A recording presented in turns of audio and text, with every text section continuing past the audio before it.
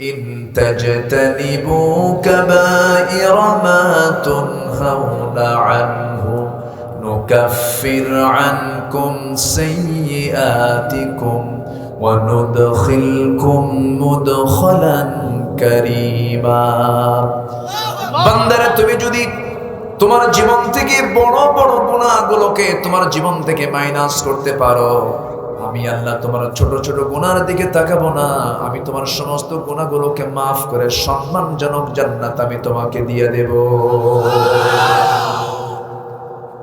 গুনাহ করলে কয়েকটা ক্ষতি আল্লাহ রাব্বুল আলামিন বলেন, গুনাহ করবি, গুনাহ তোমাকে ঘেরাও করে ফেলবে। আল্লাহ বলছেন, বালা মান কাসাবা সাইয়্যাতান ওয়া আহাতাত বিহি খাতিআতুহু উলাইকা আসহাবুন নার হুম ফিহা খালিদুন। বান্দা তুমি পাপ করবি, পাপ তোমাকে ঘেরাও করে ফেলবে। যখন কোনো বান্দা পাপ করে তার মধ্যে 7টা বদগুণ চলে আসে, 7টা খারাপ দিক তার মধ্যে চলে আসে। একটু মনোযোগ দিয়ে শুনবেন, পাপ করলে 7টা খারাপ দিক চলে আসে। 1 নাম্বার, সে নির্লজ্জ হয়ে যায়, লজ্জা জ্ঞান তার মধ্যে থাকে না, সে যা ইচ্ছা তাই করতে পারে, নির্লজ্জ হয়ে যায়। যেমন আপনারা জানেন কিনা, আজ থেকে 1 যুগ আগের ঘটনা, জাহাঙ্গীরনগর ইউনিভার্সিটিতে একটা ছেলে ধর্ষণ করেছিল 100টা ধর্ষণ সেঞ্চুরি করার পর সে আবার প্রকাশ্যে মিষ্টি বিতরণ করেছে। তাহলে পাপ করলে কি হয়? মানুষ নির্লজ্জ হয়। কি হয়? লজ্জা থাকে না, লজ্জাটা হেরে যায় তার কাছ থেকে। এত বড় একটা অপরাধ করে ফেললো, তার শাস্তি কি হলো জানেন? শুধু বললো, মানিক এগুলো করতে নেই, দুষ্ট ছেলে, এতটুকুই তার শাস্তি হল।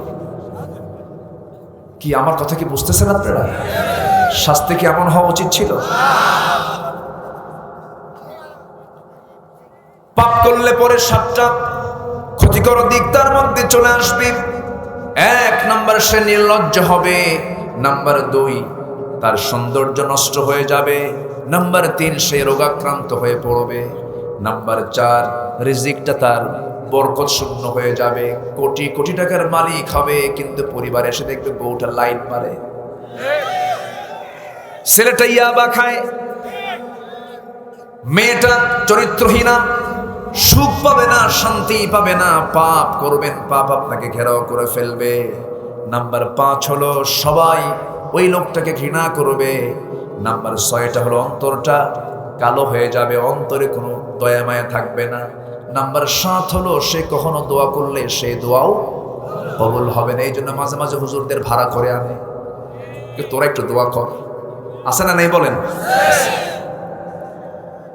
আমার ভাইয়েরা, এই দুনিয়া ছেড়ে আমিও চলে যাব, আপনিও চলে যাবেন। আমরা কেউ বাঁচার জন্য আসি নাই, দুনিয়া থেকে বিদায় নিয়ে নেব। কিন্তু আল্লাহ বলছেন, বান্দারে এমন কিছু কিছু পাপ আছে যে পাপগুলো করলে আমি তোকে মাফ করব না, সেই গুনার দিকে তুই যাবি না। তবে সবচাইতে ভয়ঙ্কর পাপ কিন্তু নামাজটা ছেড়ে দাও, যদিও দুনিয়াতে শাস্তিটা কম, কিন্তু আখিরাতে নামাজটাকে ছেড়ে দেওয়ার, নামাজকে নষ্ট করার শাস্তি সবচাইতে ভয়াবহ। সূরা মারিয়ামের ভিতরে আল্লাহ রাব্বুল আলামিন 59 নম্বর আয়াতে বলছেন, ফাখালাফা মিন বা'দিহিম খালফুন আদাউস সালাতা ওয়াত্তাবাউশ শাহাওয়াত ফাসাউফা ইয়ালকাউনা গায়্যা।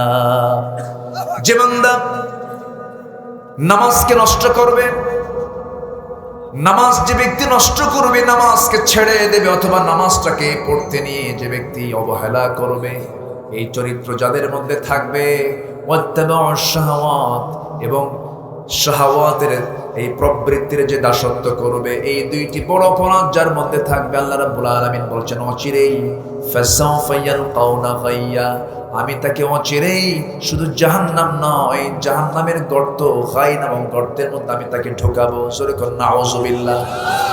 তাফসীরে এসেছে, গায় নামক গর্তটা এত ভয়ঙ্কর যে, গায় নামক গর্তটা এত ভয়ঙ্কর, জাহান্নাম পর্যন্ত গায় গর্তকে ভয় পায়, এত ভয়ঙ্কর সেই গর্তের নাম হলো গায়। আল্লাহ বলছেন শেখাই নামক গর্তের মধ্যে যে ব্যক্তি নামাজ ছেড়ে দেবে আমি তাকে ওই গর্তের মধ্যে ঢুকাবো। জোরে বলি নাউযুবিল্লাহ। আজকে সমাজে নামাজি বেশি না বেনামাজি বেশি? ভালো করে বলবেন, নামাজি বেশি না বেনামাজি বেশি? মানুষ বেশি না চোর বেশি? হ্যাঁ, ভালো করে বলবেন। হ্যাঁ, চোর। মানুষ কোথায়? মানুষ কোথায় আমরা পেলাম? গত বছর চিটাগাং মাহফিল ছিল, তো মাহফিল আলোচনা শেষ করলাম, সবাই মোনাজাতে শামিল হলো, মাহফিল টাহফিল শেষ। নামার সময় দেখি আমার জুতা নাই। কি কথা কি বুঝতেছেন? মসজিদে যাবেন, শহরের মসজিদগুলো যদি হয় নতুন জুতা যদি হয়, তাহলে আমি আগে না জুতা আগে? জুতা কোথায় রাখা লাগবে?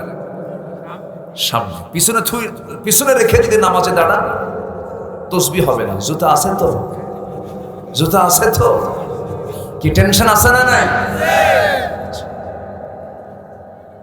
কোথায় যাবেন? বাজারে যাবেন, সাইকেল রেখে শুধু এইদিকে তাকাইছেন, সাইকেল নেই। পাবলিক বাসে উঠে আপনি বিষয়খালী মোড় থেকে যশোরের চাষরায় যাবেন, যদি পাবলিক বাস হয় তাহলে আপনার হাত সর্বক্ষণ পকেটে রাখতে হবে, মোবাইল টাকা আছে তো? তাহলে এই যে সিচুয়েশন তৈরি হয়ে আছে, এটা কি মুসলিম সমাজের বৈশিষ্ট্য? আসতে বলে মুসলিম সমাজের বৈশিষ্ট্য না। কোনো রিভার্ব দিবেন না, রিভার্বের দরকার না, একদম ফ্রেশ। মুসলিম সমাজের বৈশিষ্ট্য এগুলো নয়। মুসলিম সমাজ কাকে বলে? একজন মুসলমান সারা রাত দরজা খুলে রাখবে, কেউ কারো সম্পদের দিকে তাকাবে না। সানা থেকে হাজরামাউত পর্যন্ত, অর্থাৎ টেকনাফ থেকে তেতুলিয়া পর্যন্ত একজন নারী রাতের অন্ধকারে একাকিনী নিঃসঙ্গিনী যাবে, একটা পুরুষ তার দিকে তাকানোর সাহস পাবে না আল্লাহর ভয়ে।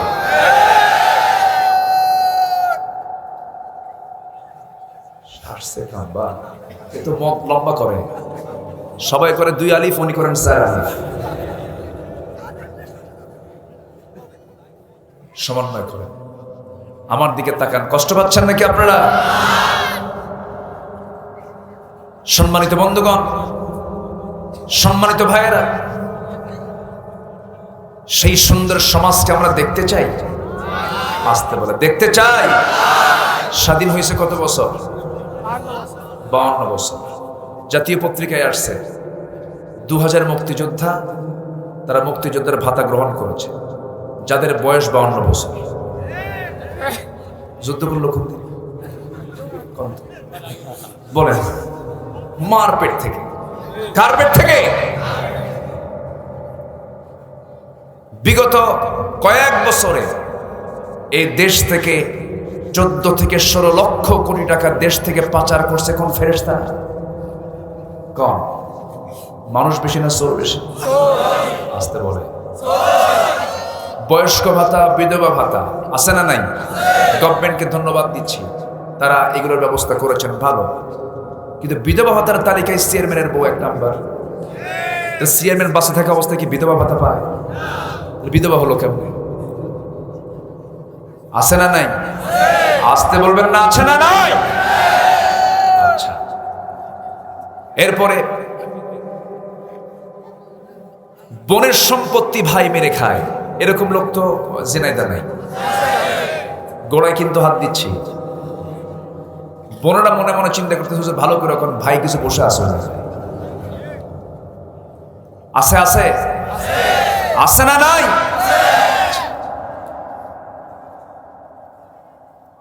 বাপ 1 যুগ আগে মারা গেছে, কিন্তু যেদিন বাপ মারা গেলেন কোরআন বলে দিচ্ছে লিযযাকারি মিসলু হাযযিল উনসাইন। কোনো কথা নেই, মরে গেছে, সঙ্গে সঙ্গে ওয়ারিস হয়ে গেছে ভাই বোন 2 জনই। কিন্তু বোন চলে আসে অংশ নেবার জন্য, ভাই পাত্তাই দেয় না, বিভিন্ন প্যাঁচ পুষ লাগায় দিয়া 1 যুগ পার করে ফেলেছে। মনের অংশে জমি লাগায়া ধান লাগায় সে ধান নিজের ঘরে উঠায়। মাঝে মাঝে বোনকে আবার দাওয়াত দেয়, দাওয়াত দিয়ে নিয়ে আসে বাড়িতে, সুন্দর করে খাবার দাবার খাওয়ায়, বাজার টাজার করায়া বোনকে খুশি রাখার চেষ্টা করে। আবার পাশে বসায় বলে, বোন আমার শোনো, অংশ নিলে কিন্তু ধ্বংস হয়। দেখছেন কি ওয়াজটা দিয়ে দিল, কোরআন থেকে ওয়াজ না শয়তান থেকে ওয়াজ? মানুষ বেশি না চোর বেশি? আমার বন্ধুগণ, এইরকম করে আমরা যদি নিজের জীবনের দিকে তাকিয়ে দেখি, আমরা কেউ ভালো হতে পারিনি। ভালো না হওয়ার পেছনে অনেকগুলো কারণ আছে। অনেকগুলো কারণের মধ্যে একটি অন্যতম কারণ হলো সৎ নেতৃত্বের চরম সংকট আমার দেশে আছে না নাই? আমাকে ভালো করার জন্য তো একজন নেতার দরকার। আমি তো একজনকে আনুগত্য করব। কোন লোকের আমি আনুগত্য করব? সেই লোক তো খুঁজে পাওয়া যায় না, সেই লোক তো আমরা চোখের সামনে খুঁজে পাই না। যারা নেতৃত্ব দেয় তাদের কি নামাজ আছে নাকি? আসতে বলবে না, নামাজ আছে নাকি? এমনকি মসজিদ কমিটির সভাপতি হলো বিশিষ্ট সুদখোর, সেক্রেটারি হলো মদখোর, ক্যাশিয়ার হলো জেনাকার। আছে না নাই? জায়গায় হাত দিচ্ছি, চালিয়ে যাব? কোনো সমস্যা আছে? জোরে বলি ইনশাআল্লাহ।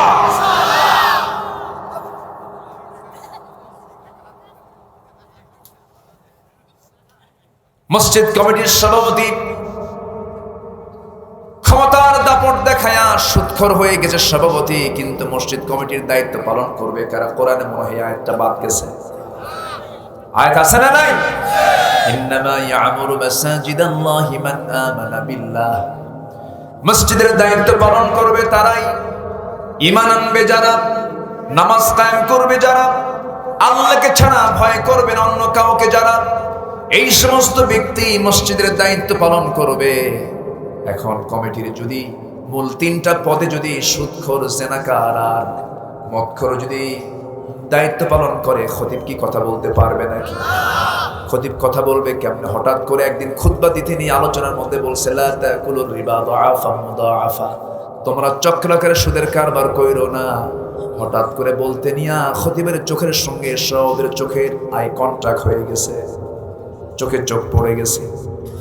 চোখে চোখ যখন পড়ে গেছে, খুতবা শেষ, নামাজ শেষ, সভাপতি সামনে এসে বলে, হুজুর আপনি আয়াত করেছেন, সুদের বিরুদ্ধে কথা বলছেন, ভালো কথা, কিন্তু আপনি আমার দিকে নজরটা দিলেন কেন? আছে না সমস্যা? আছে না নাই?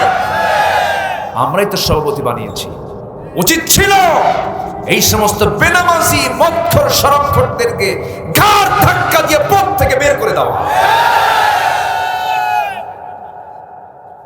এটার দায়িত্ব আমাদের আছে না নাই? আছে না নাই? সূরা আলে ইমরানের 104 নম্বর আয়াতটা কি আমরা অস্বীকার করব? সূরা আলে ইমরানের 104 নম্বর আয়াতে আল্লাহ রাব্বুল আলামিন বলছেন, ওয়ালতাকুম মিনকুম উম্মাতুন ইয়াদউনা ইলাল খায়রি ওয়া ইয়া'মুরুনা বিল মা'রুফি ওয়া ইয়ানহাউনা আনিল মুনকার। তোমাদের ভিতরে অবশ্যই এমন একটা দল থাকা দরকার, যে দল মানুষকে সৎ কাজের আদেশ দেবে, অসৎ কাজের বাধা দেবে। এই দায়িত্ব আমাদের আছে না নাই? আসতে বলবেন না, আছে না নাই? কিন্তু সমাজে আজকে সৎ কাজে বেশি না অসৎ কাজ বেশি? ভালো কাজ বেশি না খারাপ কাজ বেশি? খারাপ কাজের পরিমাণটাই বেড়ে গেছে। এই খারাপি বন্ধ করার জন্য আমাকে আপনাকে কাজ করতে হবে। আল্লাহ রাব্বুল আলামিন আরেক জায়গায় বলছেন, ও বান্দা তোমার পরিচয় তুমি জেনে না, আমি তোমাকে এই দুনিয়াতে কেন পাঠিয়েছি।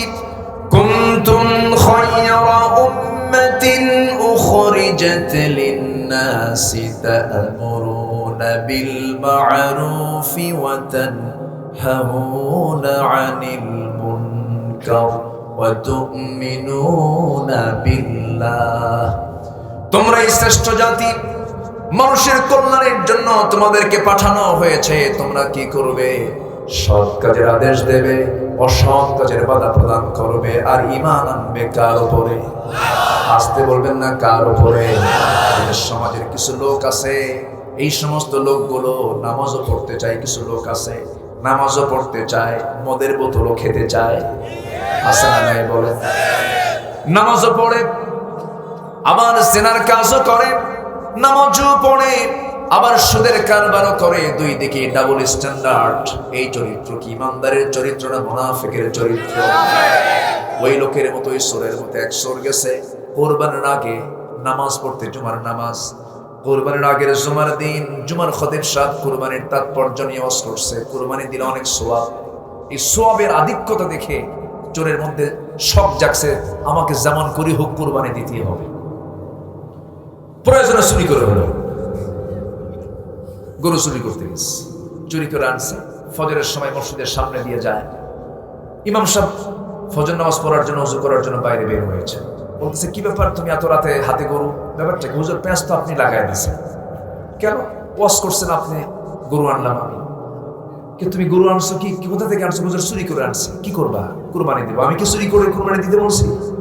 তা বলেননি, কিন্তু আমি একটু গবেষণা করে দেখলাম, আপনি যে বললেন কোরবানির যে সোয়াব, এই সোয়াবকে আর মিস করা যায়? আমাকে কোরবানি দিতেই হবে। চুরি করে আনছি, দেব কোরবানি। কোরবানির সোয়াব আর চুরি করার গুনাহ, প্লাস মাইনাস মাইনাস, মাঝখান থেকে আমার গোশত খাওয়া বোনাস।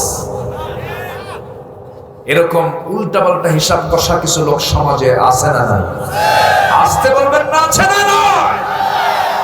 রসুলকে নামাজে মানবা, রসুলকে মিষ্টি খাওয়াতে মানবা, দাড়ি রাখাতে মানবা, রসুলকে মানবে তুমি সুন্নত নামাজে। এরপর রসুলকে মানবে তুমি যে সমস্ত সুন্নাত আদায় করলে পরে কোনো ঝুট ঝামেলা নাই, ওই সমস্ত জায়গায় তুমি রসুলের সুন্নাতকে মানবা। দাঁত ভাঙ্গা সুন্নতকে মানবা না। রসুল যে রাজনীতিবিদ ছিলেন, রসুল যে রাষ্ট্রনায়ক ছিলেন, সেই জায়গায় তুমি তাকে মডেল বানাবা না। তুমি প্রতারক, তুমি মুনাফিক, ঠিক কি না? এরকম টাইপের লোক সমাজে আছে না নাই? আসতে বলবেন না, আছে না নাই? এরকম হওয়া যাবে না। আমাকে হতে হবে ইমানদার। কি হতে হবে বলেন? কি চোর না ভালো মানুষ? বলেন, চোর না ভালো মানুষ? চোর কাকে বলে জানেন? যে নামাজই পড়ে না। নামাজ যে পড়ে না, তার চেয়ে বড় চোর আছে? আসতে কর, তার চেয়ে বড় চোর আছে? নামাজ পড়বো কয় ওয়াক্ত? আসতে বলবেন না, কয় ওয়াক্ত নামাজ?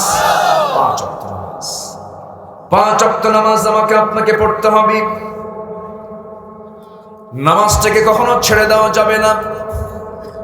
আমার নবীজি নামাজের ব্যাপারে সবচাইতে বেশি গুরুত্ব দিয়েছেন। নামাজ যার আছে তার ঈমানটা আছে, নামাজ যার নাই তার ঈমানটা কখনো সহি থাকতে পারে না।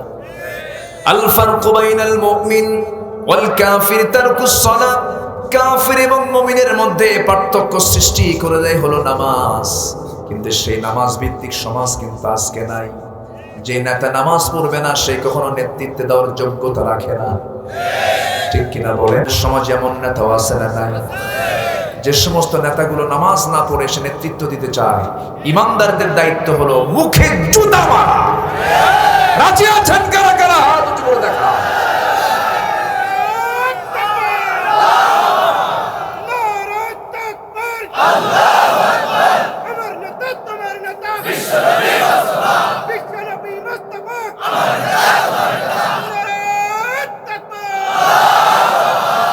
আল্লাহ তুমি সবার হাতকে কবুল করো।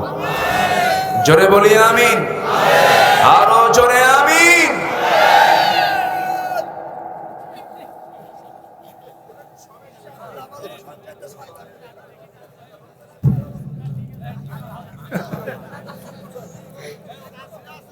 এই সাসারে এখানে নিয়ে আসেন। এই সাসাই এখানে আসেন, এখানে আসেন। তাহলে কথা আমার দিকে তাকান। কষ্ট পাচ্ছেন কি? আলোচনা চালিয়ে যাব, আলোচনা চালিয়ে যাব। নামাজ আছে যার, ঈমান ঠিক আছে তার। নামাজ আছে যার, নেতৃত্ব ঠিক আছে তার। নামাজ ঠিক নাই যার, নেতৃত্ব দেওয়ার যোগ্যতা নাই তার। সোজা কথা, যে আল্লাহকে ফাঁকি দেবে সে জনগণকেও ফাঁকি দেবে। ফাঁকি তো বহু পাইছি আমরা, ফাঁকি পাইছি না, বহু ফাঁকি তো পেলাম। বঙ্গবন্ধুর একটা কথা প্রায় আমার কানে বাজে। তিনি বলেছেন, দেশ স্বাধীন করলাম, দেশ স্বাধীন করে মানুষ পায় তেলের খনি, গ্যাসের খনি, স্বর্ণের খনি, আর আমি পাইছি চোরের খনি। আমার দেশের মানুষ বেশি, এখন বলেন আমার দেশের নেতা বেশি না কর্মী বেশি? বলেন ভালো করে কম, নেতা বেশি না কর্মী বেশি? কর্মী থাকে সামনে, নেতা থাকে কি মঞ্চে। সব নেতা মঞ্চ ভেঙে শেষ, ঠিক কিনা? মসজিদে যান, মসজিদে যান, নেতা কয়জন? মেম্বার ভাঙ্গে, অশান্তি আছে, গন্ডগোল আছে, ফালাফালি আছে, কিলে কিলে আছে, কিচ্ছু না। আপনি কোটি টাকার মালিক, নামাজে দাঁড়ায় গেছেন, ইমাম সাহেব নামাজ শুরু করেছেন, আপনি পিছনে মুসল্লি, কোটি টাকার মালিক, আপনি সময় নাই, ইমাম সাহেব রুকুতে চলে গেছেন, আপনি ভাবতেছেন ইমাম সাহেব তুমি রুকুতে থাকো, আমি সেজদায় গেলাম, নামাজ হবে নাকি? নামাজ কখনোই হবে না। ইমামকে যেমন আপনাকে মানতে হয় সুন্দর করে, তেমনি নামাজ থেকে নেতৃত্ব আসবে। রাসূল নামাজ থেকে নেতৃত্ব কায়েম করতে বলেছেন, নামাজ থেকে নেতৃত্ব চলে আসবে। রাসূল যখন দুনিয়া থেকে বিদায় নেবেন, বিদায় যখন চলে এসেছে নবীজির জীবনের শেষ সময়, একবার হোশ একবার বেহোশ, রবিউল আউয়াল মাস পড়ে গেছে, আমার নবীজি এই দুনিয়া থেকে 63 বছর 9 ঘন্টা পৃথিবীতে অবস্থান করে দুনিয়া থেকে বিদায় নিয়েছেন। মৃত্যুর শেষ মুহূর্তের সময় রাসূল যখন মারা যাবেন, আম্মা জান আয়েশা বলেন, রাসূল আমার ঘরকে পছন্দ করলেন, আমার ঘরে তিনি চলে আসলেন। আমার ঘরে রাসূল যখন চলে আসলেন, নবীজির চেহারার দিকে তাকাই মনে হলো নবীজি প্রচন্ড অসুস্থ, খুব তাকে অন্যরকম দেখা যাচ্ছিল, মুখে হাসি নাই, প্রচন্ড জ্বরাক্রান্ত রাসূল, মাথা ব্যথা হচ্ছিল। নবীজির জীবনে 2টা রোগ ছিল, একটা হলো প্রচন্ড মাথা ব্যথা, আরেকটা হলো জ্বর। অসুখ বিসুখ হওয়া ভালো, বলি আলহামদুলিল্লাহ। সেরা মানুষের অসুখ ছিল, আমাদের অসুখ হওয়া ভালো, বলি আলহামদুলিল্লাহ। যার অসুখ আছে তার রহমত আছে, আবার যার অসুখ নাই তারও রহমত আছে, কিন্তু অহংকার করা যাবে না। মাঝে মাঝে বুক উঁচু করে কয়, জীবনে কোনোদিন ট্যাবলেট খাই না, এরকম আছে না, বলে না? আছে। ওর মধ্যে ফেরাউনের খাসরত আছে। ফেরাউনের কিন্তু অসুখ বিসুখ হয় না, ও মাতব্বরি করতে। আমার নবীজি অসুস্থ হয়ে পড়েছেন, নবীজি জ্বরাক্রান্ত। আম্মা জান আয়েশা রাসূলকে শোয়া দিয়া মাথায় পানি ঢেলে দিলেন। আমার নবীজি অসুস্থ থাকে একটু সুস্থ বোধ করলেন, আজান হয়ে গেল। বেলাল যখন আজান দিয়েছেন, আমার নবীজির তবিয়ত ছিল বেলাল আজান দেওয়ার সঙ্গে সঙ্গে রাসূল সব কাজ ফেলে বেলালের সামনে গিয়ে দাঁড়াতেন। সাইয়েদনা বেলাল রাসূলকে দেখে দেখে তিনি সারা জীবন আজান দিয়েছেন। সুবহানাল্লাহ বলেন। যখন আশহাদু আন্না মুহাম্মাদুর রাসূলুল্লাহ যখন চলে আসতো আজানের সময়, সাইয়েদনা বেলাল এক হাত কানে রেখে আর এক হাতটা রাসূলের দিকে ইঙ্গিত করে রাসূলকে দেখে দেখে সালাম, রাসূলকে দেখে দেখে তিনি আজান দিতেন, আশহাদু আন্না মুহাম্মাদার রাসূলুল্লাহ। সারা জীবন তাই করেছেন। কিন্তু আমার নবীজি প্রচন্ড অসুস্থ, বিছানায় কাতরাচ্ছেন। রাসূল বলছেন, আয়েশা বেলাল তো আজান দিল, নামাজে যাওয়া দরকার, একটু উঠি। এই কথা বলেই তিনি উঠতে নিলেন, পারলেন না, মাথার চক্কর মেরে পড়ে যেতে নিলেন। আম্মা জান আয়েশা তাকে ধরে ফেললেন, তখন তার বয়স 18 বছর। আম্মা জান আয়েশা তাকে ধরে ফেললেন, আস্তে করে আবার শোয়া দিয়ে বলছেন, ইয়া রাসূলুল্লাহ মনে হয় আপনি উঠতে পারছেন না। রাসূল বলছেন, আয়েশা আমার দেহ দেখে মনে হচ্ছে আমার বুঝি জামাতে আর নামাজ আর কিসমতে নাই, আমি মনে হয় জামাতে নামাজ পড়তে পারবো না। ওরে আয়েশা, আমার মন চাচ্ছে মসজিদে চলে যাই, কিন্তু পারলাম না। মনে হয় তুমি তোমার আব্বা আমার প্রিয় সাহাবী আবু বকরকে ডাক দিয়ে বলো, আমার সাহাবী আবু বকর যেন আমার মুসল্লায় দাঁড়ায় নামাজটা পড়ায়, মানে আমার পরবর্তী খেলাফতের দায়িত্ব পালন করবে কে? ইশারা দিলেন কোন জায়গায়? নামাজে। নামাজের নেতৃত্ব দেবে যে, সেই সমাজের নেতৃত্ব দেবে। আমার নবীজি ইঙ্গিত যখন দিয়ে দিলেন, নামাজ শুরু হয়ে গেল। সাইয়েদনা আবু বকর সিদ্দিক রাদিয়াল্লাহু তাআলা আনহু যখন আমার নবীর মুসল্লায় গিয়ে দাঁড়ালেন, সাহাবে কেরামদের মধ্যে হাওমা করে কান্না শুরু হয়ে গেল। আরে নবীর পিছনে নামাজ পড়েছি, আর বুঝি নবীর পিছনে নামাজ পড়তে পারবো না আমরা। নতুন ইমাম চলে এলো, সাইয়েদনা আবু বকর নামাজ শুরু করেছেন, তিনিও কান্দেন। আহারে নবীর পিছনে নামাজ পড়বো, আজকে কেমন পরিবেশ হয়ে গেল। সাহাবীদের কান্নার আওয়াজ নবীর কানে চলে গেছে। নবীজি হুজরাখানা থেকে বলছেন, ওরে আমার আয়েশা, আমাকে একটু শক্ত করে ধরে নিয়ে যাও জানালার কাছে। জানালার কাছে নিয়ে যাওয়া হলো। আমার নবীজিকে সেই জায়গায় একটু শক্ত করে ধরলেন। রাসূল নামাজের দৃশ্যগুলো দেখতেছিলেন। নবীজির চোখের কোনা বেয়ে বেয়ে টপ টপ করে পানি পড়ছিল।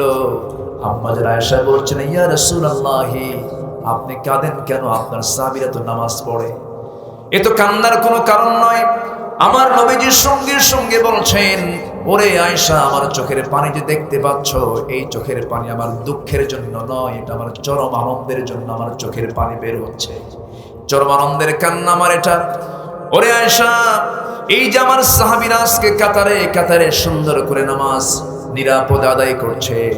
ওরে আয়েশা, তুমি হয়তো শুনেছো, তুমি তো জানো নাই, তুমি তো দেখো নাই। আমি মক্কায় যখন নামাজ পড়তে গেছি, কাবার চত্বরে দাঁড়ায়া অথবা সাইবা মুগিরারা আমার পিঠের উপরে পচা নারী ভুঁড়ি চাপায়া দিয়েছে। উঠে পচা নারী ভুঁড়ি চাপায়া দেওয়ার কারণে মুখ থুবড়ে আমি জমিনে পড়ে গেছি। আমার মেয়ে ফাতিমা সেই জায়গা থেকে আমাকে উদ্ধার করেছে। আমার সাহাবীরা নামাজ পড়েছে, ওই কুরাইশা, লাত, মানাত, উজ্জা, ওই সমস্ত মূর্তিগুলো হাতের মধ্যে ঢুকায় দিয়েছে, পায়ের মধ্যে ঢুকায় দিয়েছে। এই নামাজ কায়েমের সংগ্রাম করতে গিয়ে তায়েফের ময়দানে মানুষ আমাকে মারতে মারতে পাগল বানায়া ফেলে আমাকে রক্তাক্ত করে দিয়েছে। মাথার রক্ত জুতার তলার সঙ্গে জমাট বেঁধে গেছে। আমি বেহুশ হয়ে জমিনে পড়েছিলাম। আমার এই নামাজ কায়েমের আন্দোলন করতে গিয়ে মক্কার মানুষ আমাকে রাষ্ট্রদ্রোহিতার মামলা দিয়া দেশ থেকে বিতাড়িত করেছে। আমি হিজরত করে মক্কা থেকে মদিনায় এসেছি। এই মদিনা আসার পরও বদর প্রান্তর যুদ্ধ করে আমার সাহাবী 14 জন শাহাদত বরণ করেছে।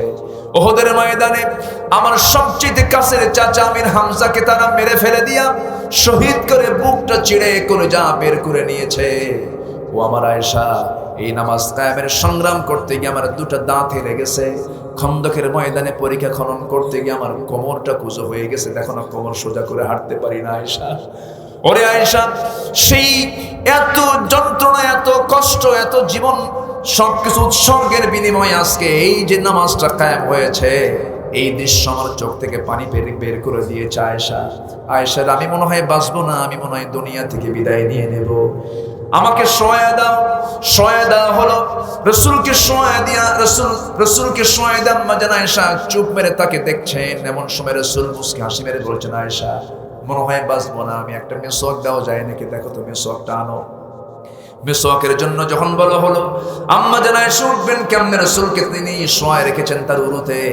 এমন সময় তারা বড় ভাই আব্দুর রহমানকে ডাক দিয়ে বলছেন, ভাই আব্দুর রহমান, একটা মেসওয়াক এনে দাও তো। মেসওয়াক আনতে গেছেন, মেসওয়াক এনেছেন। মেসওয়াকের আগাটা শক্ত দেখে আম্মা জান আয়েশা ভাবলেন রাসূল বুঝি কষ্ট পাবেন। মেসওয়াকের আগাটা তিনি চাবায়া চাবায়া নরম করে দিলেন।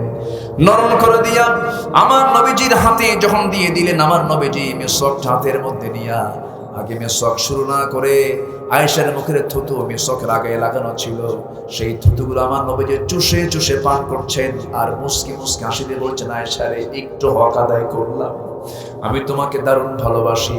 আম্মা জান আয়েশা বলেন, আমি নিজেকে ধন্য মনে করি, আল্লাহ তাআলা আমাকে 9টা শ্রেষ্ঠত্ব দান করেছেন। নাম্বার 1, আমি একমাত্র স্ত্রী, যে স্ত্রী রসুলকে আল্লাহ তাআলা নিজে নির্দেশ দিয়ে আমাকে বিয়ের অর্ডার দিয়েছেন। আমি একমাত্র কুমারী স্ত্রী। 9 বছর বয়স আমার বিয়ে হয়েছে। 13 বছর নবুয়ত হয়ে নবীর ঘরে পদার্পণ করেছি।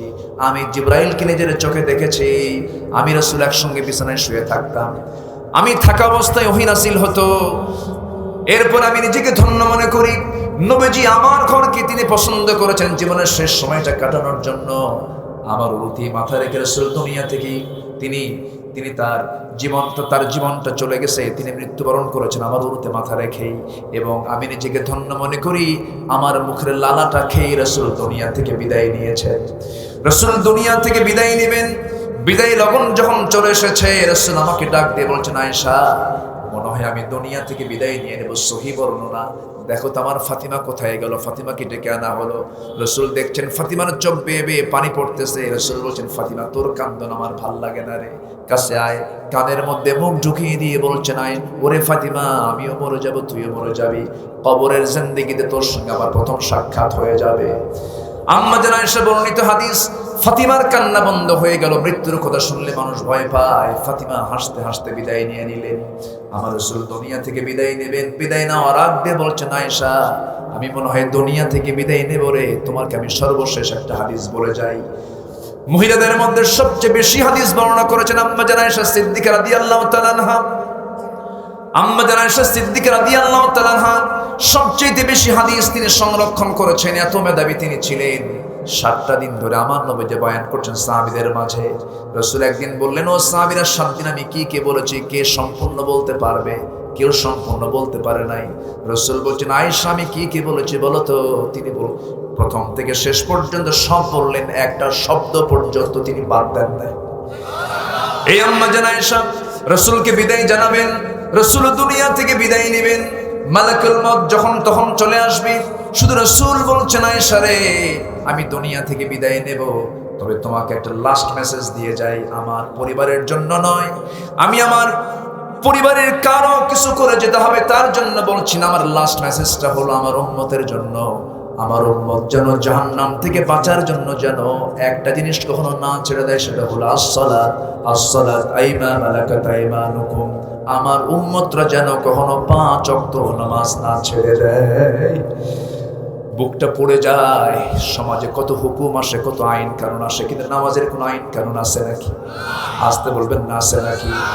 যে নেতা আপনাকে জাহান্নাম থেকে বাঁচানোর উপকার করতে পারবে না, যেই দল আপনাকে জাহান্নাম থেকে বাঁচানোর জন্য কোনো কথা বলতে পারে না, সেই দল আমরা করতে পারি না। সেই দল করব যে দল আমার আখিরাতে কাজে লাগবে। ঠিক কিনা বলেন? নামাজ আছে যেখানে আমরা আছি সেখানে, নামাজ নাই যেখানে আমরা নাই সেখানে, সেই দিকে আমরা যাব না। নামাজ 5 ওয়াক্ত পড়বো আমরা। আল্লাহ তাআলা সূরা মারিয়াম, কোন সূরা বলেন? বলেন কোন সূরা? মারিয়ামের ভিতরে আল্লাহ রাব্বুল আলামিন বলছেন 2টা অপরাধ করবে তুমি, আমি তোমাকে একটা গর্তের মধ্যে ফেলবো। সেই গর্তের নাম মনে আছে কিনা জানি না। গাই, বলেন কি? গাইয়ুন। আমি তোমাদেরকে জাহান্নামের সেই ভয়াবহ গর্তের মধ্যে আমি তোমাদেরকে জোর করে ঢুকায় দেব। এত ভয়ঙ্কর সেই গর্ত। 1 নম্বর অপরাধ হলো খালফুল আদাউস সালাত। যারা নামাজটাকে নষ্ট করে ফেলেছে তারাই সেই গাই নামক গর্তের বাসিন্দা হবে। এবং যারা নফসের তাবেদারি করেছে, নফসের দাসত্ব করেছে, নফস তো খারাপ কিছু চায়, নফস ঠকাতে চায়, নফস মিথ্যা কথা বলতে চায়, নফস গীবত করতে চায়, নফস পরশ্রীকাতরতা দেখাতে চায়, নফসের যে দাসত্ব করবে আমি তাকে গাই নামক গর্তের মধ্যে ঢুকাবো। এরপরেও তাফসীরে কুরতুবীর ভিতরে এসেছে আরো 6টা অপরাধ যার জীবনে থেকে যাবে, আল্লাহ তাআলা তাদেরকেও গাই নামক গর্তের মধ্যে ঢুকাবেন। আরো 6টা অপরাধ শুনবেন। আগ্রহ আছে সবার? সবার কি আগ্রহ আছে? বলি আলহামদুলিল্লাহ, জোরে বলি আলহামদুলিল্লাহ। এই জনপদ তো আলেম, এই জনপদ তো দ্বীনের জনপদ, ইসলামের জনপদ। বলি আলহামদুলিল্লাহ। গোটা দেশেই মাহফিলে যায়, মাহফিলের শ্রোতাগুলো দেখি, কিন্তু এই এলাকার শ্রোতাগুলো দেখে মনে হয় সব ওমর মেজাজের শ্রোতা। বলি আলহামদুলিল্লাহ। কি মেজাজ বলেন? কি মেজাজ? আজকের সমাজ ওমরের দরকার আছে না নাই? আসতে বলবেন না আছে না নাই?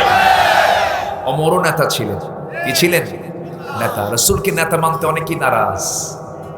রাসূলকে নেতা মানতে অনেকেই নারাজ। কে নেতা কে হবে তাহলে? পৃথিবীর নেতা কে একমাত্র বলেন? বলেন মুহাম্মদ সাল্লাল্লাহু আলাইহি ওয়াসাল্লাম। রাসূলকে নাকি নেতা বলা যাবে না। মাঝখানে কি কি বললো না? রাসূলকে নাকি নেতা বলা যাবে না। নেতা কাকে বলবো আমরা? নেতাকে নেতা শব্দটাকে কলঙ্কিত করেছে কিছু নেতা নামে অসভ্য লোক। ঠিক কিনা? নবীদের পরিচয় তো নেতাই। ক্বালা ইন্নী জাইলুকা লিন-নাসি ইমামা। আমি ইব্রাহিম তোমাকে গোটা মানুষের নেতা বানিয়ে দিয়েছি। যেরকম সুবহানাল্লাহ। নবীরাই তো নেতা হবে। নেতাকে চোর হবে? আজ থেকে নেতাকে চোর হবে? ওমর ছিলেন লিডার। আল্লাহু আকবার বলেন। অর্ধ দুনিয়া শাসন করেছেন।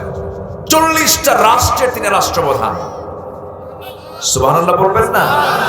জোরে বলেন সুবহানাল্লাহ। তার হাতে মধুর একটা বোতল এসেছে। কিসের বোতল? মধুর বোতল। এক বোতল মধু রাষ্ট্রের পক্ষ থেকে এসেছে।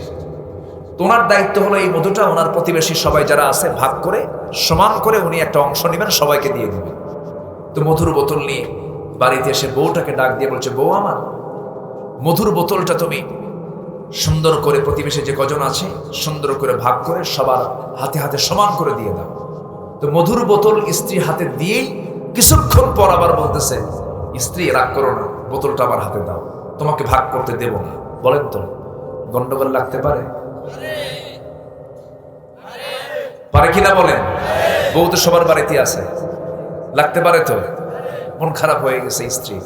কিন্তু স্ত্রী মন খারাপ হলে হবে কি? ওমর ফারুক সিদ্ধান্ত চেঞ্জ করে ফেলেছে। বোতলটা নিয়ে প্রতিবেশীর ঘরে গিয়ে একজনকে দায়িত্ব দিয়ে সে বললেন যে সমান ভাগে ভাগ করে আমার যে অংশটা সেটা আমাকে তুমি বুঝাইয়া দিবা। তো ওনার হাতে যে অংশটা, ওনার যে অংশ উনি এবার নিয়ে এসে বলতেছেন, বউ এখন তোমাকে এই বোতলটা দিলাম, নাও আমাদের যে অংশটা। কিন্তু মনটা খারাপ। স্ত্রী বলছেন, স্বামী আমার, আপনি আমাকে মাইন্ড করলেন, আমি কি ওজনে কম বেশি করবো? সাইয়েদনা ওমর ফারুক বললেন, শোনো, আমি তোমাকে বিশ্বাস করি, তুমি আমার স্ত্রী, তুমি আমার সন্তানদের মা, আমি তোমাকে সম্মান দিয়েছি, মর্যাদাও দিয়েছি, কোনো সমস্যা নাই, আমি তোমাকে অবশ্যই রেসপেক্ট করি, তুমি আমার সংসারটা দেখো, আমার সংসারটা পরিচালক তুমি পরিচালনা করো। কিন্তু আমি তোমাকে আগে মধুর বোতল দিলাম যখন, সেই সময় ভাবলাম এই মধুর বোতলটা তুমি সুন্দর করে ভাগ করে সবার হাতে হাতে দিয়ে দিবা। কিন্তু পরক্ষণে চিন্তা করলাম মধু তো তরল জিনিস, লিকুইড জিনিস, এই লিকুইড তরল জিনিসটা যখন তুমি ভাগ করতে যাবে, সেই ভাগ করার সময় কিছু অংশ মধু 2 ফোঁটা হোক 3 ফোঁটা হোক তোমার হাতের মধ্যে লেগে যাবে। এই হাতে লেগে থাকা মধু তো তুমি সমান ভাগে ভাগ করতে পারবে না, অন্তত ওইটুকুন মধু তো আমাদের মধ্যে বেশি আসতে পারে। এই আশঙ্কায় আমি তোমাকে দায়িত্ব না দিয়া অন্য একজনকে দায়িত্ব দিয়েছি। এটা হলো নেতার বৈশিষ্ট্য। এটা কিসের বৈশিষ্ট্য বলেন? নেতার বৈশিষ্ট্য। রাষ্ট্রের কাছে কিছু আপেল এসেছে। কি এসেছে? আপেল এসেছে। ওমর ফারুকের নিজের সন্তান সে আপেলের কাছে এসে একটা আপেল, ওই জায়গা থেকে একটা আপেল বের করে মুখের মধ্যে তুলে নিয়েছে। সাইয়েদনা ওমর ফারুক যখন দেখলেন আপেলটা নিয়ে সন্তান মুখের মধ্যে তুলে নিয়েছে, মানে খলিফা ওমর ফারুক এত বড় রাষ্ট্রপ্রধান, বর্ণনায় পাওয়া যায় তার ছেলে পর্যন্ত ওই আপেল জীবনে চোখে দেখে নাই। ওই সময় সে জীবনে চোখে দেখেছে প্রথম। ওই আপেলটা মুখের মধ্যে যখন তুলে নিয়েছে, সাইয়েদনা ওমর ফারুক মুখের মধ্যে নখ ঢোকায়া জোর করে সেই আপেলটা বের করে সেই জায়গায় রেখে দিলেন। ছেলেটা কাঁদতে কাঁদতে চিৎকার করে করে মার কাছে গিয়ে বলছে, মা, আব্বা আমার মুখ থেকে ফলটা কেড়ে নিয়েছে, সব খুলে নিয়েছে, আমাকে খেতে দেয় না। কিছুক্ষণ পর ওমর ফারুক যখন গেলেন, বউ বলতেছে, আমিরুল মুমিনিন, আমরাও তো অংশ পাবো, আমরাও তো কিছু ফলমূল পাবো, আমাদের অংশতে কিছু আপেল চলে আসবে। অন্তত সন্তানটা যেটা মুখে দিয়েছিল, মুখের মধ্যে হাত দিয়ে জোর করে বের করার কারণটা কি দরকার ছিল? এতটুকু জুলুম কি করার দরকার?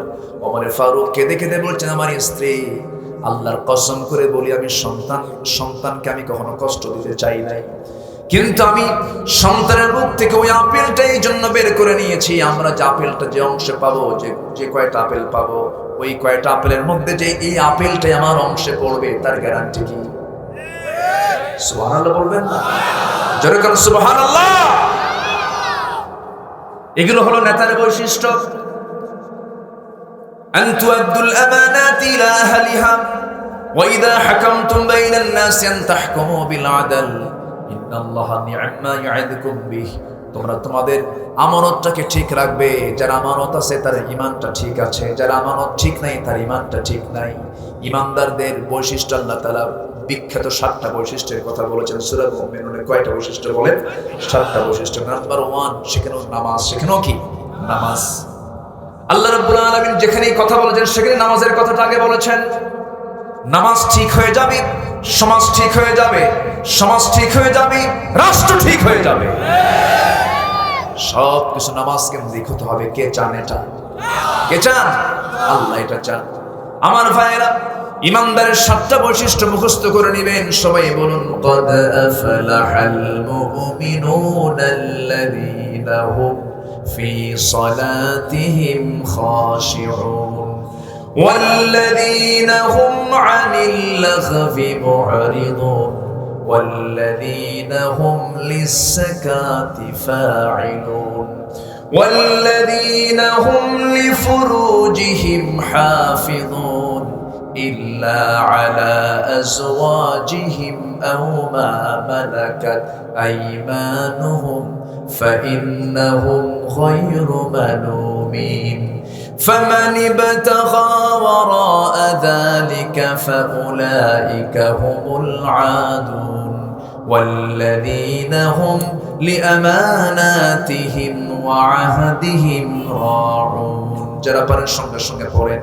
والذين هم على صلواتهم يحافظون أولئك هم الوارثون الذين يرثون الفردوس هم فيها خالدون জান্নাতে যাওয়ার প্যাকেট ওয়াজ বলি আলহামদুলিল্লাহ শর্ট প্যাকেজ জান্নাতে যদি যেতে চাও এক নাম্বার জান্নাতের চাবি আমি তোমার হাতে তুলে দেব জোরে বলি সুবহানাল্লাহ কয় নাম্বার জান্নাত সেই জান্নাতের নাম কি বলেন জান্নাতুল ফেরদাউস আল্লাহ সুন্দর করে আমলগুলো শেখা দিয়া ফলাফল দিয়ে দিলেন 7টা কাজ করো জান্নাতুল ফেরদাউস দখল করো জোরে বলেন সুবহানাল্লাহ সেখানে নাম্বার 1 হলো নামাজ সুন্দর করে যারা পড়বে খুশুর সঙ্গে যারা পড়বে অনর্থক কথা থেকে জিহ্বাকে যারা বাঁচিয়ে রাখবে ইত্তাকিল্লাহা ফিনা ফাইন্নামা নাহনু বিক ফাইন ইসতাকামতা ইসতাকামনা ফাইন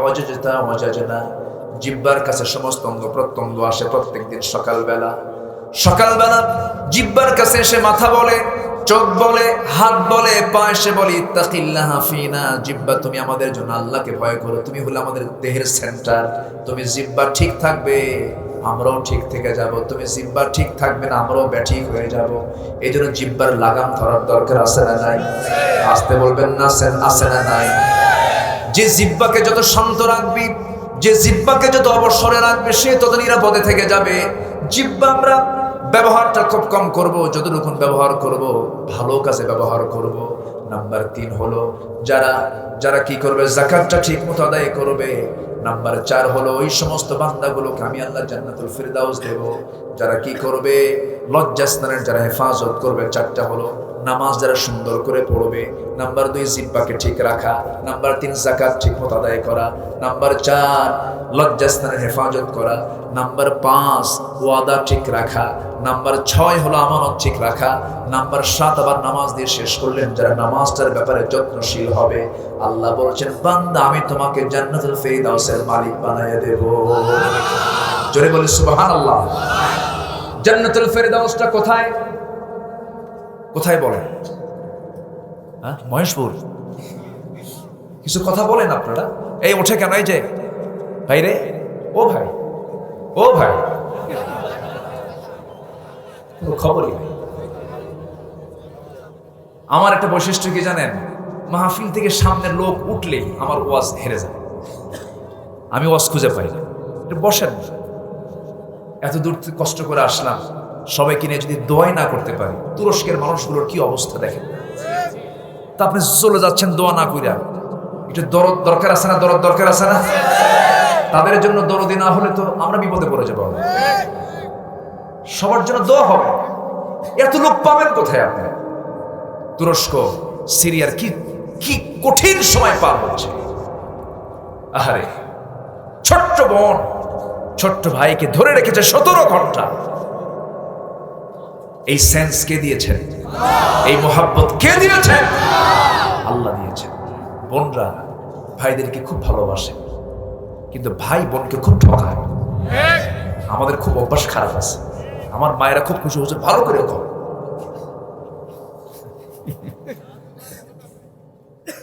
সবাইকে জান্নাত পেতে চান কয় নাম্বার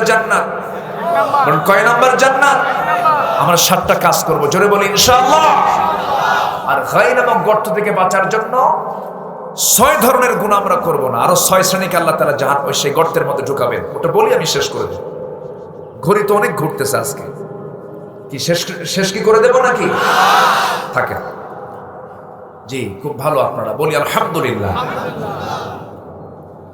জান্নাতুল ফেরদাউসটা কোথায়? অনেক দূর, কিন্তু জান্নাতুল ফেরদাউসটা কেউ কেউ বর্ণনা করেছেন আরশ আজিমের সবচেয়ে নিকটতম বাসিন্দা হবে জান্নাতুল ফেরদাউসের মেহমানরা। জোরে বলে সুবহানাল্লাহ। সে আরশ আজিমের পাশাপাশি কি আমরা থাকতে চাই না? আসতে বলে থাকতে চাই। একজন মহিলা সুন্দর করে দোয়া করেছে। আপনি আবার কই যান? আসেন, সামনে আসেন, খালি নড়াচড়া করে সব। আসেন, বসেন। একজন মহিলা আরশ আজিমের মেহমান হতে চেয়েছেন। আরশ আজিম মানে শ্রেষ্ঠ সঙ্গী হতে চেয়েছেন, শ্রেষ্ঠ সাথী হতে চেয়েছেন। সেই মহিলার নাম হলো আসিয়া আলাইহিস সালাতু ওয়াস সালাম। নাম শুনেছেন তো সবাই? কারবো বলেন। অনেক মহিলাকে, হুজুর আমার স্বামীটা ভালো না, ফেরাউনের মতো। কি কথা কি বুঝতে? আমাদেরকে অনেকে প্রশ্ন করে। হুজুর আজকে বিকেলে একজন প্রশ্ন করেছে, হুজুর আপনি আগামীকাল অমুক জায়গায় আসবেন, তা আপনি এই বিষয়ে একটু কথা বলবেন। এই আমার স্বামী ভালো না, এই ওই। মেয়েদের মধ্যে স্বামীর সুনাম বেশি না দুর্নাম বেশি? বলেন তো, এই অভ্যাসটা কি ভালো? আজ থেকে এই অভ্যাসটা কি ভালো? যদি কিছু হয় সামনাসামনি বলা উচিত, অথবা মুরব্বীকে বলা উচিত। থার্ড পারসনকে, যে সমস্ত মহিলা স্বামীর কোনো বদনাম গায়, ওই মহিলার অবশ্যই এই অপরাধ থেকে ছোট না বড়, স্বামীর দোষ থাকতে পারে। দুজন মিলে অ্যাডজাস্ট করবেন, না হলো মুরব্বীকে বলবেন। যাকে বললে কাজ হবে তাকে বলবে। গোটা দুনিয়া বলে বেড়ায়, আছে আসতে বলে, আছে না নাই? তোমার স্বামীটা কেমন? কত মানুষই না, কাউয়া আছে, এরকম আছে না? না, এগুলো করা যাবে না। আসিয়া আলাইহিস সালাতু ওয়াস সালামের স্বামীটা ছিল ফেরাউন। কত সভ্য লোক এই মহিলার স্বামী। আসিয়া আলাইহিস সালাতু ওয়াস সালাম ইসলাম কবুল করেছেন, দিন গ্রহণ করেছেন। এই রিপোর্ট ফেরাউনের কানে চলে গেছে। ফেরাউন বলতেছে, আসিয়া শুনলাম কি জানো, তুমি নাকি দিন গ্রহণ করেছো? হ্যাঁ, আমি যে আল্লাহকে মানি, আপনি সে আল্লাহকে মানেন, আপনিও দিন আনেন, আপনি ইসলাম কবুল করেন, আপনি আমার স্বামী, তো আমার যৌবন আপনার কাছে, আমি আপনাকে ভালোবাসি, আপনি দিন গ্রহণ করে আপনিও জান্নাতের মেহমান হয়ে যান। যেরকম সুবহানাল্লাহ। ইমানদারের সব জায়গায় দাওয়াতি কাজ করে। এই কথা বলা মাত্রই ফেরাউন বলল, তুমি আমার সঙ্গে এরকম বেঈমানি করলা? দেখছেন, ওর বলে ঈমান আছে। বেঈমানি মানে কি? আমার সঙ্গে এরকম প্রতারণা করলা, আমার শত্রু মুসার দিনকে তুমি গ্রহণ করলে।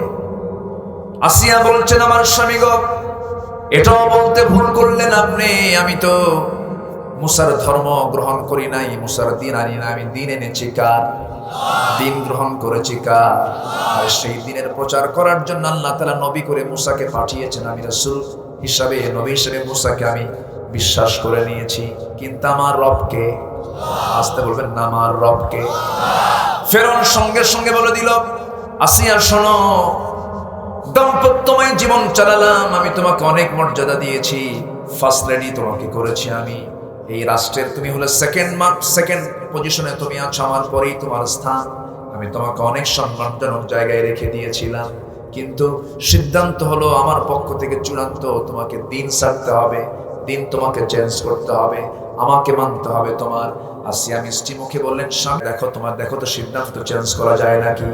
আসিয়ার সঙ্গে সঙ্গে মিষ্টি মুখে বলে ফেললেন, স্বামী আমার, আমি আপনাকে সম্মানের চোখে দেখিয়ে বলছি, শুনুন আমার চূড়ান্ত কথা, আমার প্রতি অত্যাচার যত বাড়বে, আমার ঈমান তত পাকা হয়ে যাবে। জোরে বলে সুবহানাল্লাহ। তাহলে ঈমানদারের উপরে শাস্তি যত বেশি হয়, তার ঈমান তত পাকা হয়। আর মুনাফিকরা এই দিকেও যায়, ওই দিকেও যায়। ঈমানদাররা একদিকে থেকে থাকে কার পথে? কার অপেক্ষায়? আল্লাহর অপেক্ষায় থাকে। আসিয়া আলাইহিস সালাতু ওয়াস সালাম এমন সময় যখন চূড়ান্ত কথা বলে ফেলে দিলেন, এবারে ফেরাউন করলো কি, জাল্লাদ রেডি করে ফেললো, জাল্লাদ সামনে প্রস্তুতি নিয়ে নিল। ইবনে কাসির সহ অধিকাংশ তাফসীর এসেছে, এবার জাল্লাদ যখন সামনে দাঁড়ায় গেছে, হাতে করাত নিয়ে ভয়ঙ্কর চেহারা নিয়ে যখন তার সামনে দাঁড়ায় গেছে, আসিয়া আলাইহিস সালাতু ওয়াস সালাম চুল পরিমাণও ভয় পেলেন না। আসিয়া আলাইহিস সালাতু ওয়াস সালাম কি করলেন? ওই সময় সূরা তাহরিমে এসেছে, আসিয়া আলাইহিস সালাতু ওয়াস সালাম সঙ্গে সঙ্গে দুইটা হাত আসমান মুখে উঁচু করে আল্লাহকে লক্ষ্য করে তিনি সুন্দর একটা দোয়া পড়েছেন। সেই দোয়া, তার কিতাব ছিল তাওরাত কিতাব, আর তার দোয়াটা স্থান পেয়েছে আল্লাহর কালাম কোরআনে কারীমের মধ্যে। সুবহানাল্লাহ। আমাকে আপনাকে ওই দোয়া করার জন্য আল্লাহ তাআলা বলছেন। আসিয়ার দোয়াটা দেখেন, আসিয়া দোয়া কি করেছে। এই দোয়াটা হলো আসিয়ার দোয়া। দোয়া করলেন কেমন করে দেখেন। যখন করাতটা তার কপালে ঠেকানো হলো, সঙ্গে সঙ্গে আসিয়া দোয়া করছেন, রব্বি বিনিলি ইনদাকা বাইতান ফিল জান্নাতি ওয়া নাজ্জিনি মিন ফিরআউনা ওয়া আমালিহি।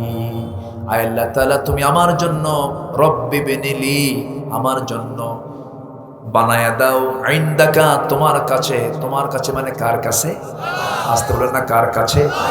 ইনদাকা যারা আরবি বোঝেন, ইনদা কি দূরে বোঝায় না কাছে বোঝায়? কাছে বোঝায়। ইনদাকা আল্লাহ তোমার কাছে, বাইতান একটা ঘর, ফিল জান্নাহ জান্নাতের মধ্যে। আল্লাহ তোমার কাছে ছোট্ট একটা ঘর আমি তোমার কাছে কামনা করলাম, সেই ঘরটা যেন হয় ফিল জান্নাহ জান্নাতের মধ্যে, তোমার কাছে যেন একটা ঘর হয়, অর্থাৎ তোমার দেওয়ালের সাথে লাগোয়া একটা ঘর যেন আমার হয়ে যায়। জোরে বলেন সুবহানাল্লাহ। আমার ভাইরা, তাহলে জান্নাত আমার আল্লাহর আরশ আজিমের পাশাপাশি মেহমান যদি আমরা হতে চাই, অবশ্যই আল্লাহ তাআলা বলছেন তোমাকে 7টা কাজ করতে হবে। নামাজ দিয়ে শুরু, নামাজ দিয়ে শেষ। এই জায়গায় আল্লাহ তাআলা নামাজ দিয়ে শুরু করেছেন, নামাজ নষ্ট করো না। এই নামাজ নষ্ট করলে, নফসের দাসত্ব করলে, মেয়ে মানুষ দেখলে ফেল করে তাকায় থাকে, এমন কিছু যুবক আছে না? মনে হয় কোনোদিন দেখে নাই। এ আছে নাকি? এই যুবকরা আসো না, এরকম কিছু আছে না যুবক?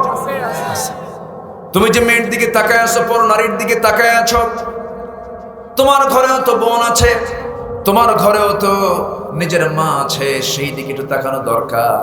এক সাহাবী নতুন ইসলাম কবুল করে রাসূলকে লক্ষ্য করে বলছেন, ইয়া রাসূলুল্লাহ, সব বাদ দেব কিন্তু জেনা বাদ দেব না। রাসূল বলছেন, সাহাবী জেনা যেহেতু বাদ দেবেন, আমি একটা প্রশ্ন করে কি, তোমার মার সঙ্গে জেনা যদি কেউ করতে আসে, হুজুর আমি তাকে জব করব। তোমার স্ত্রীর সঙ্গে যদি কেউ জেনা করতে আসে, হুজুর আমি সহ্য করতে পারবো না, মেয়ের সঙ্গে সহ্য করতে পারবো না। রাসূল বললেন, সাহাবী রে, জেনার যে তুমি অনুমতি চাও, তুমি যার সঙ্গে জেনা করতে যাবে সে তো কারো না কারো মা, কারো না কারো বোন, কারো না কারো মেয়ে। সাহাবীর চক্ষু বেয়ে টপ টপ করে পানি পড়ছে, আর কেঁদে কেঁদে বলছেন, হুজুর আল্লাহর কসম করি আজকে থেকে সকল জেনার কাজ আমি বন্ধ করে দিলাম। জোরে বলি সুবহানাল্লাহ। যুবক, তোমার চরিত্রকে সুন্দর করতে হবে, সুন্দর এই সমাজটাকে সুন্দর করার জন্য যুবক তোমাকে এগিয়ে আসতে হবে। একটা মানুষের জীবনের সবচেয়ে বড় সম্পদ হলো উন্নত চরিত্র। কি চরিত্র বলো? যুবকরা, তোমাদের জন্য আমি 3টা মেসেজ দিয়ে যাব। কয়টা মেসেজ? 3টা কাজ করবা তুমি যুবক, তোমার জীবনে কোনো রিজিকের কোনো অভাব থাকবে না।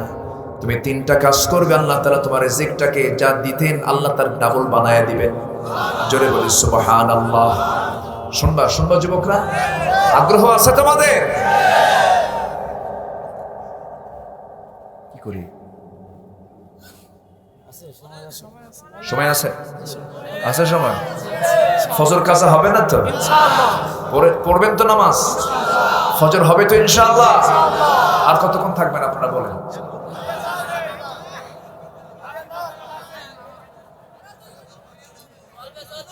ফজর পড়ে যাবে।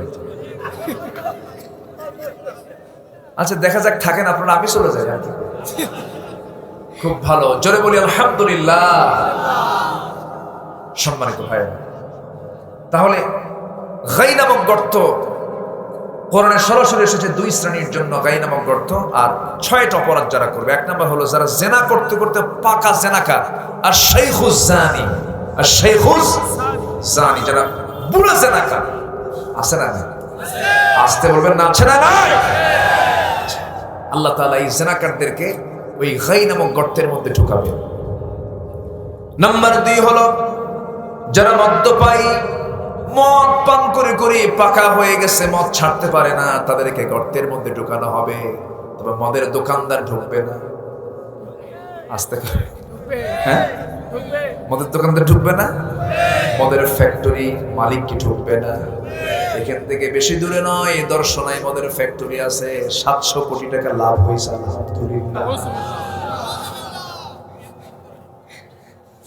আমার ভাইয়েরা, কোনো মাফ নাই, সবাইকে ধরা হবে।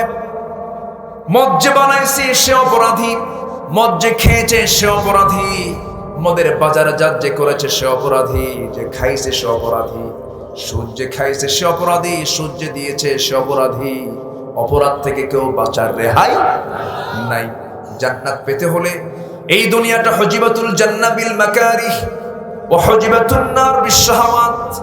জাহান্নামটা হলো দুনিয়ার সুখ দিয়ে সব মোড়ানো, আনন্দ দিয়ে মোড়ানো, আর জান্নাতটা হলো দুনিয়াতে কষ্ট ক্লেশ দিয়ে মোড়ানো। দুনিয়াতে যার কষ্ট বেশি হয়ে যাবে, জান্নাতটা তার জন্য সহজ হয়ে যাবে। জোরে বলে সুবহানাল্লাহ। আমার ভাইয়েরা, মদ্যপায়ী ওই গাই নামক গর্তের মধ্যে যাবে, জেনাকার ওই গাই নামক গর্তের মধ্যে যাবে। নাম্বার 3 হলো যারা সুদ খেয়ে খেয়ে সুদটাকে জায়েজ মনে করেছে, এই সমস্ত কারবার কি মুসলমানদের না আবু জেহেলদের? এটা কাদের বৈশিষ্ট্য বলেন? আবু জেহেলদের বৈশিষ্ট্য।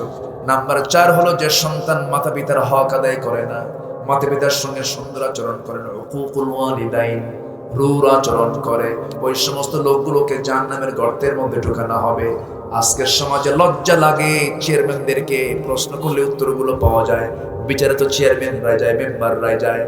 প্রায় মাহফিল আসতে পরে চেয়ারম্যান সাহেবরা আমাদেরকে বলেন, হুজুর সমাজের অবস্থা খুবই ভয়ঙ্কর খারাপ। কেন? বাপ মাকে সন্তান পর্যন্ত পিটায়। আছে নাকি? আছে না? আছে না? আছে না? আছে না? তুমি সন্তান হয়ে বাপ মাকে পিটাও, বাপ মাকে খেদমত করো না, বাপ মার সঙ্গে সুন্দর আচরণ করো না, আল্লাহ তোমাকে শুধু জাহান্নাম নয়, জাহান্নামের গর্তের মধ্যে ঢুকায় দেবে। এই পৃথিবীতে আল্লাহর হকের পরে বাপ মার হকের স্থান। আলহামদুলিল্লাহ বলেন, ওয়া'বুদুল্লাহ ওয়া লা তুশরিকু বিহি শাইআন ওয়া বিল ওয়ালিদাইনি ইহসানা। আল্লাহু আকবার। সূরা নিসা খুলে দেখেন, আল্লাহ তাআলা বলেছেন, আমার হক আদায় করার পর তোরা তোদের বাপ মার হক আদায় কর। আজকে আমার দেশের শিক্ষা ব্যবস্থার ভিতরে বাপ মার ব্যাপারে কোনো কথা নাই। তো কোথায় বাপ মার ব্যাপারে কথা আছে?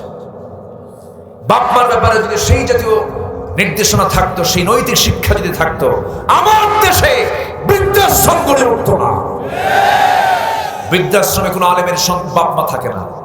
আমি চ্যালেঞ্জ দিলাম, ওপেন চ্যালেঞ্জ, গোটা পৃথিবীর কোন বৃদ্ধাশ্রমে পাবেন না যে একজন বাপ মা তার সন্তান আলেম হয়েছে অথচ তার বাপ মাকে বৃদ্ধাশ্রমে রেখে আসছে। পাবেন না, খুঁজে। সম্মানিত ভাইয়েরা, এই জন্য আমাদের নৈতিক শিক্ষার দরকার আছে না? সন্তানের হাতে কোরআন তুলে দিবেন, কোরআনওয়ালা বানাবেন, নাক ডেকে ঘুমাবেন, আপনার খেদমত ও বুঝবে। ও বুঝবে যে আমি আমার বাপ মার খেদমত না করলে নিশ্চিত জাহান্নাম। সব কাজ ফেলে বাপ মার সেবা করবে। জোরে বলে সুবহানাল্লাহ। বাপ মার খেদমত করা কি? অনেকে মনে মনে চিন্তা করছে নফল। বউকে দেখা কি? কিছু কয় না, নফল। আপনার বউকে দেখবে, বউ দেখা কি? আসতে কোন কেন? বউয়ের খরপোশ, বউয়ের খাবার দাবার, বউয়ের সমস্ত খরচ দেওয়া কি? জোরে কর। ওই দেখেন কি জোরে, বিয়ে করেই নাই কিন্তু।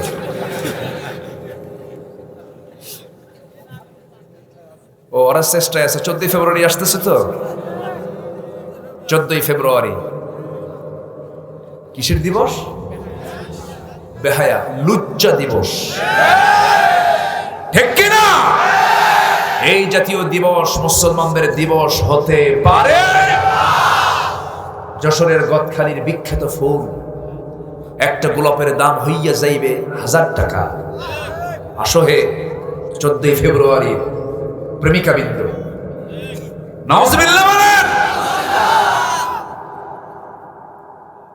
এটা বিশ্ব ভালোবাসা দিবস না, এটা বিশ্ব নাপাক দিবস। এই দিবসকে মুসলমান কখনো পালন করতে পারে? পারে? এই দিন যুবকরা তোমরা বাইরে যাবে না, কোনো ফুল হাতে নিবে না। মুসলমানদের ভালোবাসা একদিন না প্রতিদিন? প্রতিদিন না প্রতিক্ষণ? 24 ঘন্টা আমাদের ভালোবাসা। বাপ মার প্রতি আছে না নাই? ভাইদের প্রতি আছে না নাই? বোনদের প্রতি আছে না নাই? দিনী ভাইদের উপর আছে না নাই? মুসলমানদের উপর আছে না নাই? সকল মানবতার উপর আছে না নাই? সকল প্রাণীর উপর আছে না নাই? নির্দিষ্ট কোনো দিন ভালোবাসা যাবে না। আমরা ভালোবাসি 24 ঘন্টা। বলি আলহামদুলিল্লাহ। বাস। বদমাইশ কিছু আছে, এগুলো করে। ওই দিন কত নারী যে তার চরিত্র হারাবে আল্লাহ জানে। এগুলো নোংরামির সাথে আমাদের কোনো সম্পর্ক। মেয়েদের গায়ে বোরকা পড়তে হবে। মেয়েদের বোরকা পরা কি? আরো জোরে, আরো জোরে। বোরকা নাকি জঙ্গির পোশাক। আল্লাহু আকবার নাকি দলীয় স্লোগান। তাহলে আজানের মধ্যে যে আল্লাহু আকবার আছে, আছে না নাই? নামাজ আল্লাহু আকবার আছে না নাই? আচ্ছা, রুকুতে আল্লাহু আকবার আছে না নাই? সেজদায় আছে না নাই? তাহলে সব জায়গায় আল্লাহু আকবার আছে। যখন মরে যাব, জানাজায় আছে, মনে আছে তো? জানাজাতেও আছে। মানুষ তো মরে যাওয়ার পরে সোজা হয়, মরার আগে তো সোজা হয়। সাপ ব্যাংকে ধরেছে। সাপ তো জালিম, ব্যাংক তো মাজলুম। সাপ তো ব্যাংক তো দুর্বল। তো দুর্বল মাজলুম ব্যাংক সাপকে বলছে, মামা আমিও জঙ্গলে থাকি, তুমিও জঙ্গলে থাকো, দুইজন মিলেমিশেই থাকি, তুমি আমার উপরে জুলুম করো কেন? তুমিও কীট পতঙ্গ খাও, আমিও কীট পতঙ্গ খাই, তারপরে ধরতে আসো কেন? সাপ ভাই, বেটা তো এত কথা বলিস কেন? এই কথা বলে খপ করে ধরছে। যখনই ধরছে তখন ব্যাংক তো বাঁচার জন্য চেষ্টা করতেছে। গ্যাঙ্গর গ্যাঙ্গর আওয়াজ সলিমুদ্দির কানে যখন আওয়াজটা গেছে, হাতে কি উঠবে? এই লাঠি মারবে কারে? মাজলুম না জালেম? জালেমকে মারবে। খুঁজতেছে সাপ কই, খুঁজতে খুঁজতে সাপ পাইছে। ও তো ব্যস্ত হলো সাপ ব্যাংকেতে। পিছন দিক থেকে এসে এমন জোরে গ্রীবায় মেরেছে, ঘাড়ে এমন জোরে মারছে, এক আঘাতে সোজা। সাপের মুখ থেকে ব্যাংকটা এক লাফ মেরে সামনে পড়ে বলতেছে, মামা সোজা তো হইলেই মামা, কিন্তু মরার পর। ঠিক কিনা? পিটন আসবে, আসবে পিটন। সাপ রূপী পাপগুলোকে দমন করার জন্য পিটনের দরকার আছে না নাই? মুসার শক্ত লাঠি নিয়ে মোকাবেলা করতে রাজি আছেন কারা কারা? হাত তুলে দেখা।